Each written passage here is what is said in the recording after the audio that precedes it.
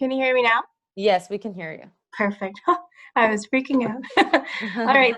Thank you so much, everybody, for joining us today. We're going to talk about a really good um, topic. So right now, I'm going to go ahead and share my screen with you so you can see our PowerPoint, and then we're going to get everything started, okay? So today, what we're going to talk about is Cooking Matters Money Saver Alert. So today is exciting because this is our first virtual Cooking Matters demonstration and nutrition webinar. And we're going to talk about how to save money and maximize the food that's available to us, which kind of comes in handy around this time because we want to make sure we're using everything in our fridge before we go out to the grocery store to get more food in order for us to stay safe and others to stay safe.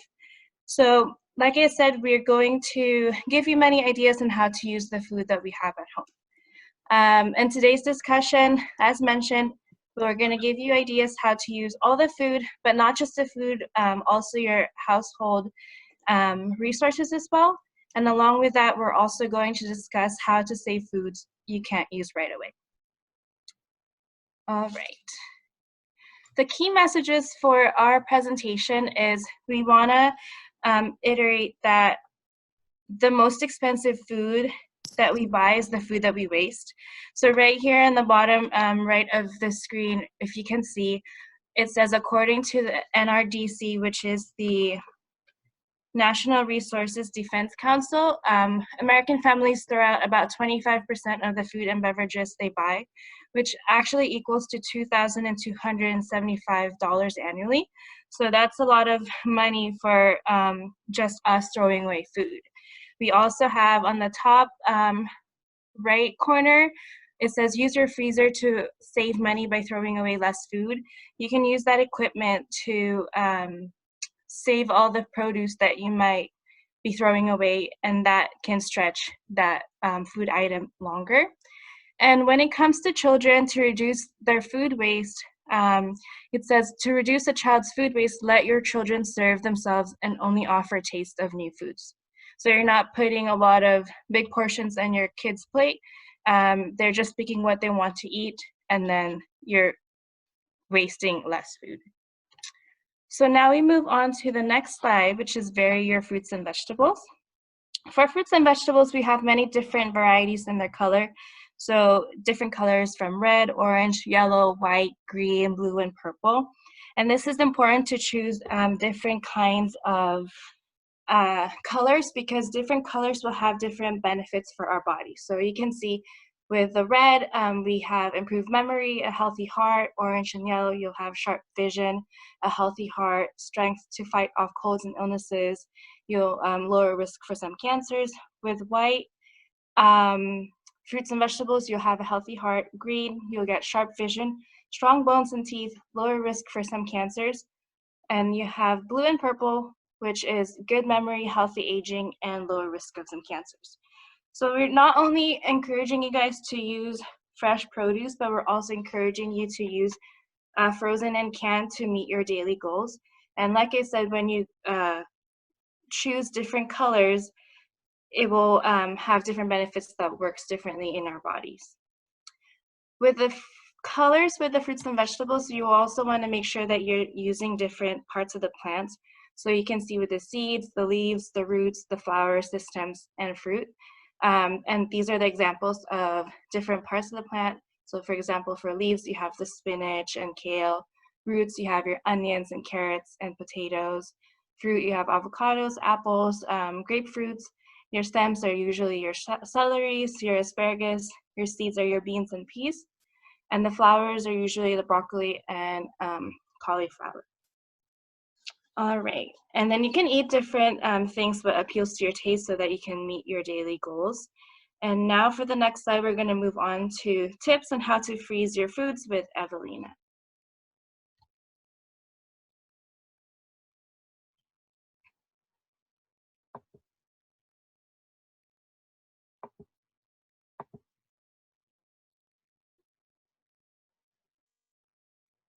Evelina, you're on mute.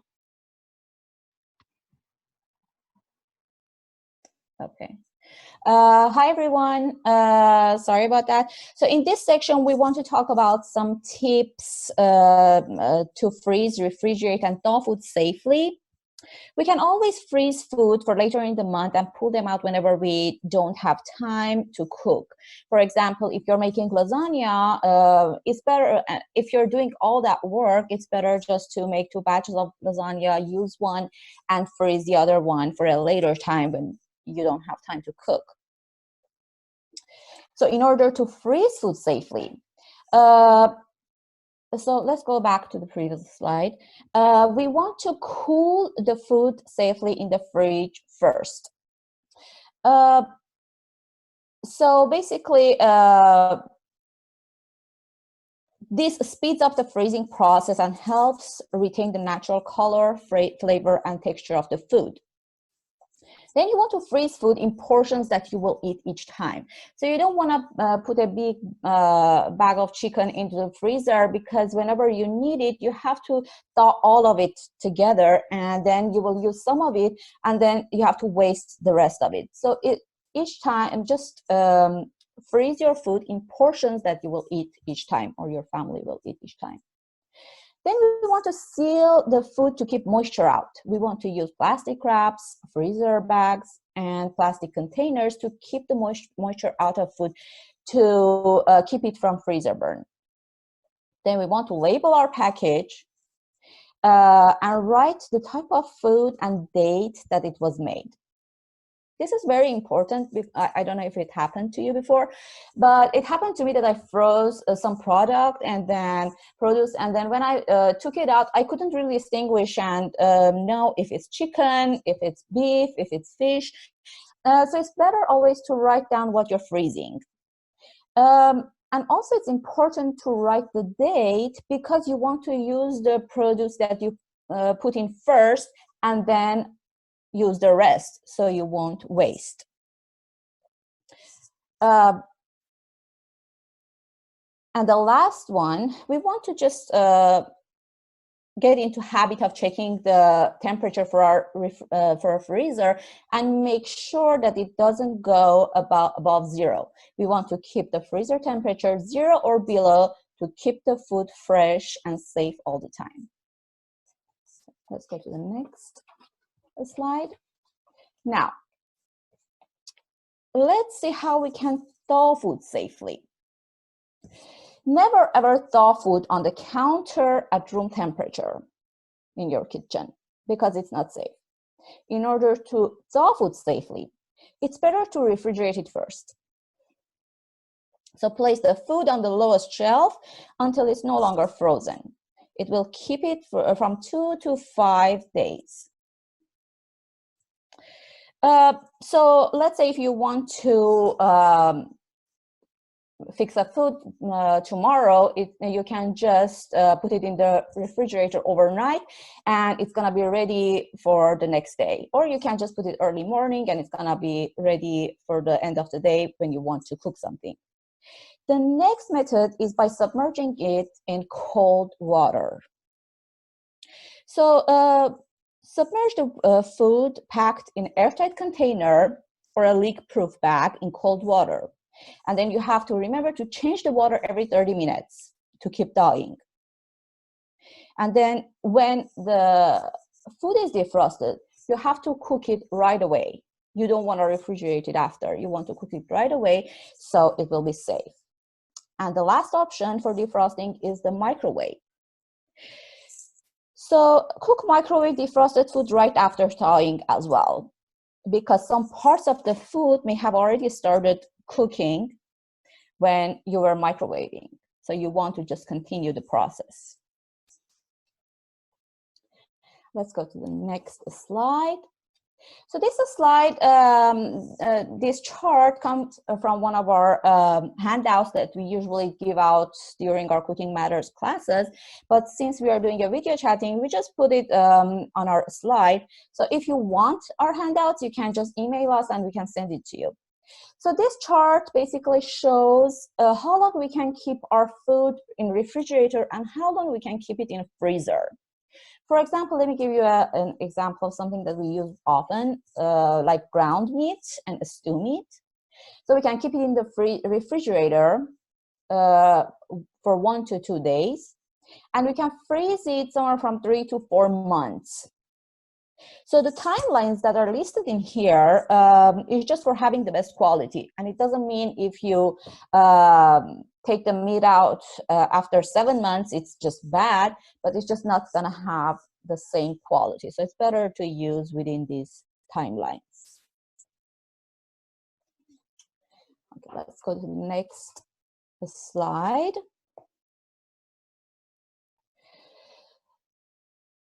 So how can we freeze fruits and vegetables? One tip that we can use to save money is to buy fruits and vegetables in bulk, or when they're in season, or when the price is right, or they're in sale. And then freeze, we can just use whatever we need and then freeze the rest of it.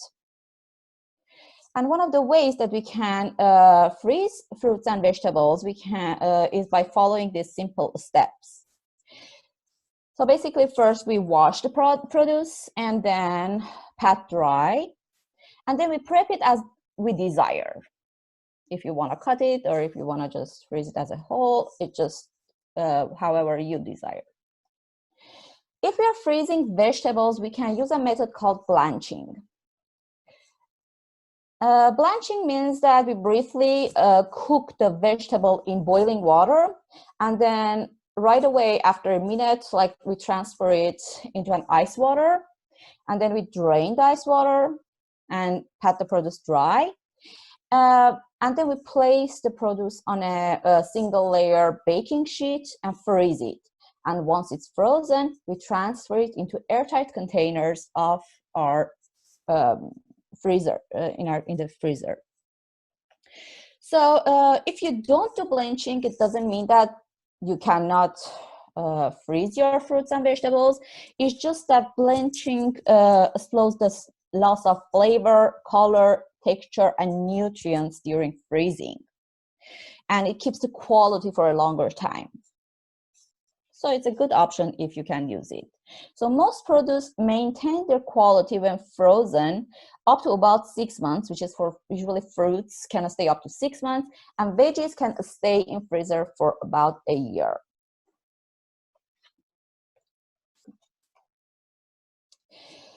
One of the ways to reduce the consumption of salt, because we know salt, like consuming too much salt is not really good for our health. It can cause high blood pressure, heart disease, and all sorts of other illnesses. So one of the ways that we can reduce the consumption of salt is by replacing them with herbs and spices. So instead of salt, we use herbs and spices to kick up the flavor of our meals. So if you want your herbs and spices to last longer, if it's fresh, just wrap the stems in damp paper towel, store them in plastic bag in the produce bin of your refrigerator, and they can stay for about a week fresh. If they're dried, store them in airtight container away from sunlight, away from heat, and away from moisture, and they can stay good for about a year. In order to cut down on the cost of your food, you can use dried herbs and spices, particularly if you would only use a small amount of the fresh herb. So dried ones are often cheaper. And then you want to look for dried herbs and spices sold in bulk, because if you buy it in bulk, again, they're cheaper. Buy just the amount that you need for the recipe, particularly if you don't use that spice often. Then check out ethnic food aisles or ethnic food stores for herbs and spices, because they're often much cheaper prices for the same ingredient. So if you go to a regular store, they're much more expensive, but if you go to ethnic store for that ingredient, they're cheaper. Then substitute with more commonly used herbs and spices. So if a recipe calls for an herb or a spice that you do not have on hand, you can just use one of the spices that is used commonly in most of the recipes. Let's go to the other slide. You can also make your own spices or spice mixes. Making your own helps you limit sodium and other unnecessary ingredients added to pre-made mixes. So you can also use the spices right in your pantry instead of buying a new mix from the store that you might not even use often. Then try new flavor combinations. So for example, if you're craving Italian food, you can mix it up by flavoring a favorite dish by putting like some garlic, basil, and oregano, or maybe you can just put these ingredients in a jar and you will have your own Italian seasoning. Use them at the right time. So usually it's better to use fresh herbs in cold dishes, like cold pasta or in salads. It makes it more flavorful. And use dried herbs in dishes that you cook. Because when you cook dry herbs, they just release a lot of flavor and aroma. Then you want to replace them as needed. So throw out fresh herbs when you see that there are a lot of brown spots on them. You know that they're no longer fresh. And then for dried herbs, you want to look at the color and scent. So if the color has faded or the smell is weak, you know that it's time to replace them. Next, so Stephanie is going to continue with today's recipe. Thank you. Hi everyone, my name is Stephanie. We are from CalFresh Healthy Living along with Vanessa Cortez, which you'll hear a little later. So I will be introducing today's recipe, which is the Southwestern black bean and corn salad. As you can see, very colorful. Some of the ingredients that we will be using for the recipe are 1 medium bell pepper, 1 small red onion, 2 cans of black beans, 1 can of corn kernels. Try to get the one that has no salt added, because again, we are trying to avoid, too much sodium. 3 tablespoons of oil, 2 tablespoons of vinegar, and 1 tablespoon of cumin, 1/4 of a teaspoon of salt, 1/2 teaspoon of ground black pepper, and an optional ingredient that is recommended but isn't necessary is 1/4 of a cup of fresh cilantro. And some of the materials you might need are a can opener, a colander, cutting board, large bowl, measuring spoons, a mixing spoon, and a sharp knife. So here, as you can see, we will be watching a short video of how this recipe came together. So here we see some of the produce laying here on the cutting board. And first and foremost, we want to make sure that we wash our produce very thoroughly. That's, when we're shopping for produce, a lot of us tend to like to grab our, like avocados, we like to feel them and, all of these things. So just make sure we wash our produce. Make sure your working area is nice and clean. And of course, have, clean hands when you're prepping your food. So as you can see here, we chose an orange bell pepper. And as you heard earlier, an orange vegetable mean that it can heighten your the benefits for your vision, so better your vision. It can also help lower the risk of some cancers. Even the yellow corn actually has benefits for your vision as well, filled with lots of fiber. So it's nice and colorful. You're getting a lot of benefits when you have a lot of colorful fruits or veggies in your plate.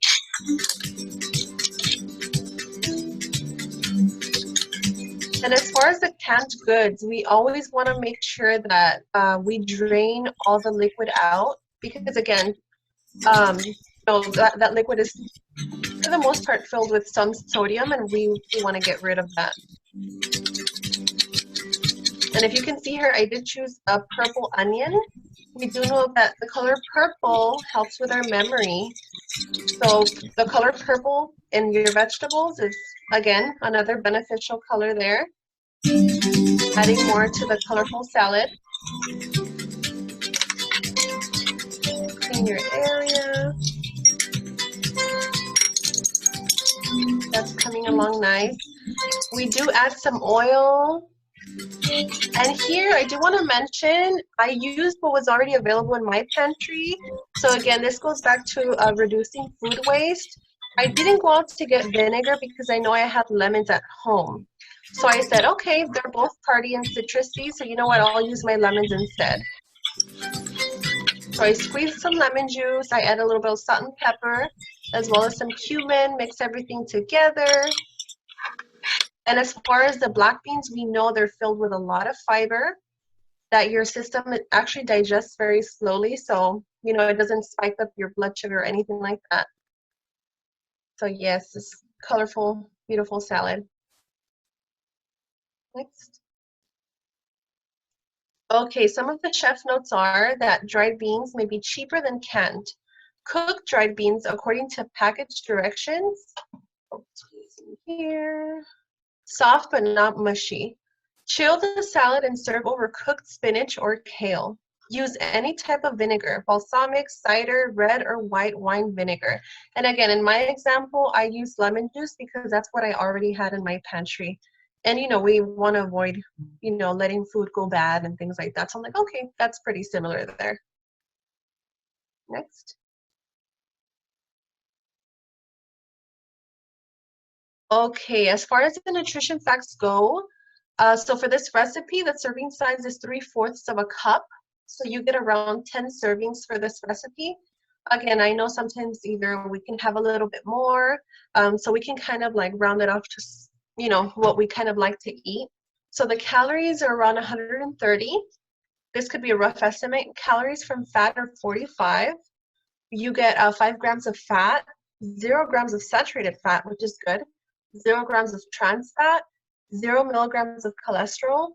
You do get an 11% of sodium. So again, very important for us to drain out the canned goods. 6% of total carbohydrates, which is pretty low. And then you do get a really good amount of dietary fiber, 18%. You get 4 grams of sugar, which is nice because that's pretty low, and 5 grams of protein. And as you can see on the bottom, we do get 4% of vitamin A, 2% of calcium, 10% of iron, 25% of vitamin C. And then if you're adding lemon juice like I did, even more vitamin C, along with all the benefits of the colorful fruits, vegetables that we added on there. That's great. Next.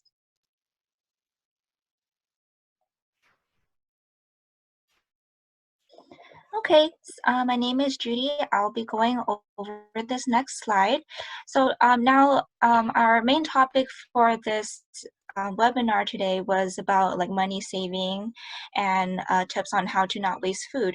So we are going to talk about how to repurpose these same ingredients from the salad recipe to make other dishes. So these are some great ways you can reuse any leftover ingredients from the salad. And I'll be going over briefly how to make some of these recipes that's listed on this slide right here. But you can also feel free to look up any other ideas and create your own dishes with the recipe that we gave you. So some of the recipes we're going over will be the slow cooker chili.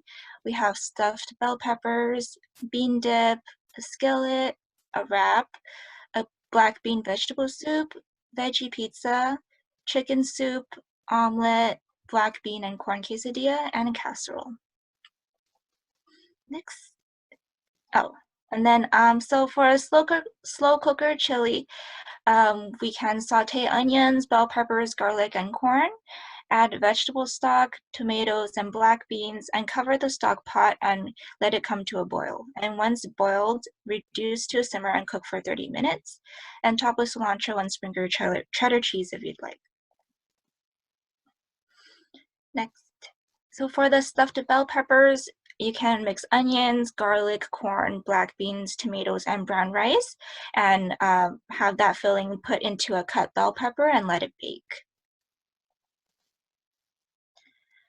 Next, for the bean dip, you can see on the left upper hand corner right here, you can just mash the black beans and add corn, bell peppers, onion, and cilantro. For the skillet, you can see it in the bottom picture. You can add lean ground turkey, chicken, or beef, and stir in the southwestern black bean and corn salad, tomatoes, lime, and garlic. And lastly, we have a wrap. So you can just wrap the salad that we just made in a whole wheat tortilla wrap, and you can have a little small wrapper burrito. Next. So for the black bean vegetable soup, you can add the ingredients of the corn salad into a flavored stock and add some tomato paste, and you can also add garlic and other vegetables. To make a veggie pizza, you can use any or all of the ingredients that we discussed as pizza toppings. So any like cut bell pepper, corn, or beans, you can just add that into a pizza to make a veggie pizza. And for chicken soup, you can add shredded chicken, celery, carrots, and garlic into a pot, add leftover of the southwestern black bean and corn salad, and add chicken stock. Next. For a casserole on the left-hand side right here, you can layer tortillas and the salad and add tomato sauce with every layer to make a casserole and top with cheese. And we also have a black bean and corn quesadilla. So using 2 whole wheat tortillas, you can add cheese and place on the skillet to let it melt, and add the southwestern black bean and corn salad and fold the tortilla in half to make a quesadilla. So now we have Vanessa to go over the tips for smarter meal times. Hi everyone, my name's Vanessa. Can everyone hear me well, so I'm sure? Yes? Yes, Vanessa, we can hear you. Yes. Thank you so Great. much for checking. Just making sure, thank you, since I was having some issues earlier. Well, my name's Vanessa. I'm with CalFresh Healthy Living. I'm one of the educators that goes into the classroom to conduct nutrition classes for your kids. We do a tasting once a month where your kids get to try a new fruit or vegetable. And what I have here to share with you all are some tips that we've been sharing with the teachers over the last month. So these tips are some tips that came directly out of a study. And what we found is that when these tips are something that's implemented during the meal time or during the time that you're sitting down with your kids during dinner, lunch, or whenever it may be, these tips can actually motivate your kids to eat more fresh produce. And that's definitely something that we all want. With more produce, of course, comes more fruits, more more vitamins, more minerals, which is very important, specifically for them as little ones during their time of growth. So the first tip that I'll start off with, and again, all of these tips are tips we've shared with teachers that we're asking them to do as well.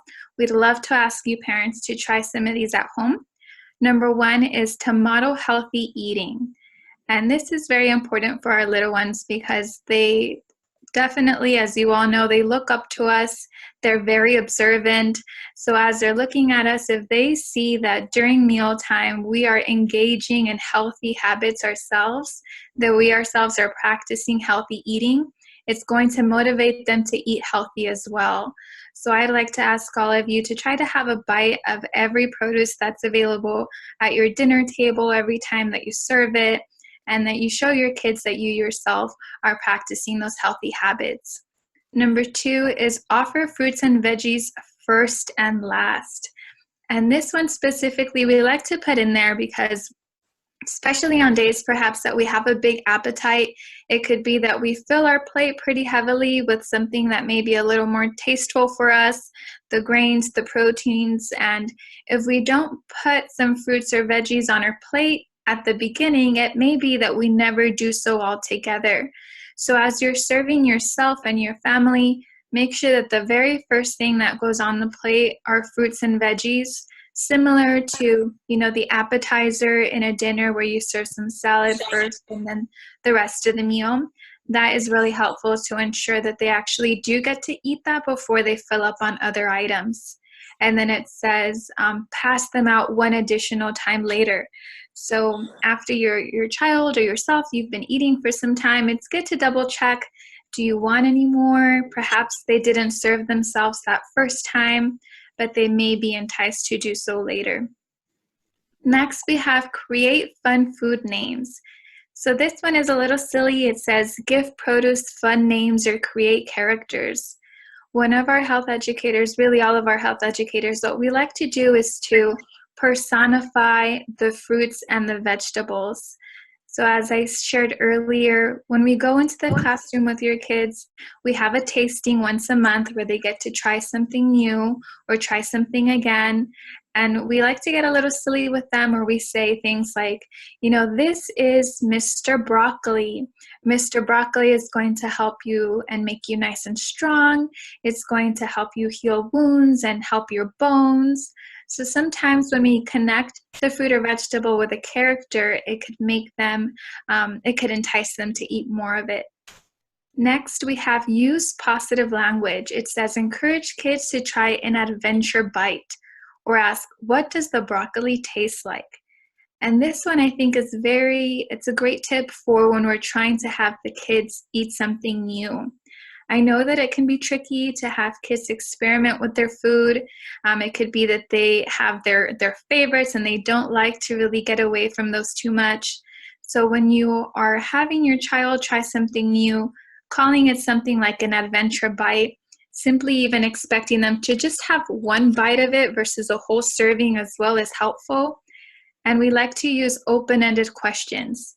So instead of using questions where your child could respond with yes or no, we like to make it more broad or just bigger in the sense of, what does this taste like? What does it remind you of? What does it smell like? And in that way, you know, you're starting that dialogue or starting a conversation with your little ones. Next, we have attractive, healthy food signage. So in your homes, if there's any colorful images, if in their play area there's anything that reminds them of healthy eating, every time that your child sees that, it's going to remind them to eat healthy. So in the classroom, as you know, as you've seen, the teachers have wonderful images up on the walls, and they've recently had some posters as well. And you know, it just helps so that the more they see, the more they like. So healthy signage, pictures, anything to play with that reminds them of healthy behaviors. Very last one I have is use colorful bowls. So this one really just connects to the fact that kids like things that are colorful. If you use bowls or plates that are of colorful colors versus something that's white or something that's dull, it's going to attract them and entice them a bit more. And that is it. Thank you, everyone. Thank you, speakers, for the awesome presentation. Now we want to give time to the parents in case they have questions or they want to make any comments, suggestions. So parents, you can go ahead and unmute yourself and ask your questions. In case you're having any technical difficulties, please type your question in the chat and I will go ahead and read it for the speakers.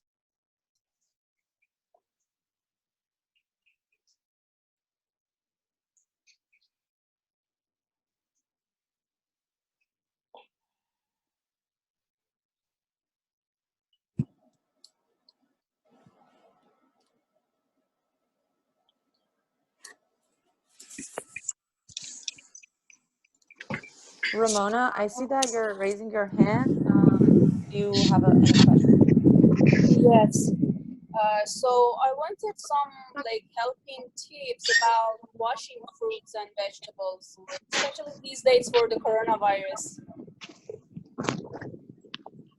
Okay, so what I can recommend, and I know a lot of people have their own method, but from what I've learned is that, for example, if you want to wash apples, cucumbers, things like that, you can use any dish soap that's like clear, that doesn't have too much coloring in it. You can wash them like that too, you know, but just with very little. Or another method that I've learned to use is to soak your produce in clean water with a little bit of baking soda and a little bit of vinegar. Again, that's my method from what I've researched, but I'm not sure, you know, if any of the other ladies want to share what they use, what works for them. That can work too, but it is very important to wash your produce. Thank you so much. Thank you. You're welcome. Thank you for your question.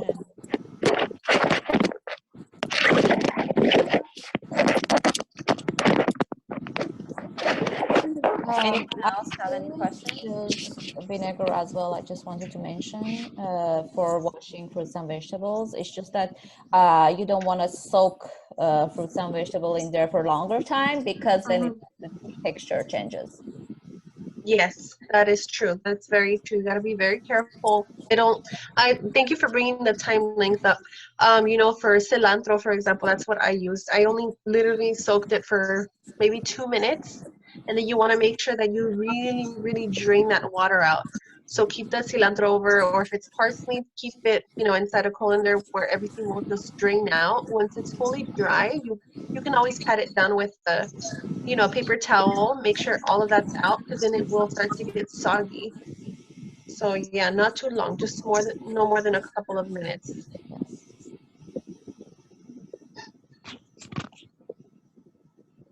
Thank you so much.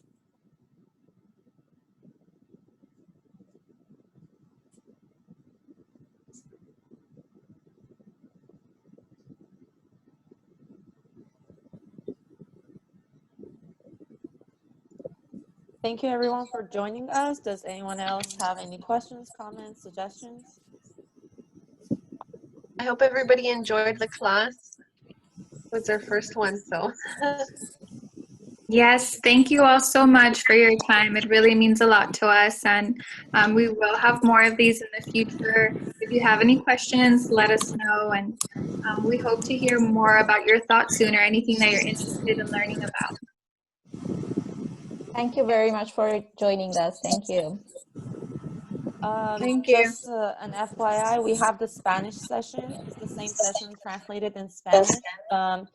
It's starting in 15 minutes. So we're gonna stop the video soon to be able to prepare for the Spanish session. If you guys would like, you can also join us for that one.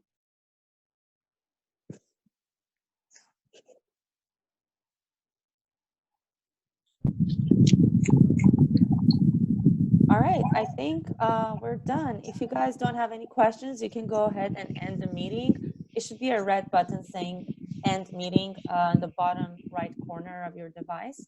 If you guys have any questions, we're still here. You can go ahead and ask your questions.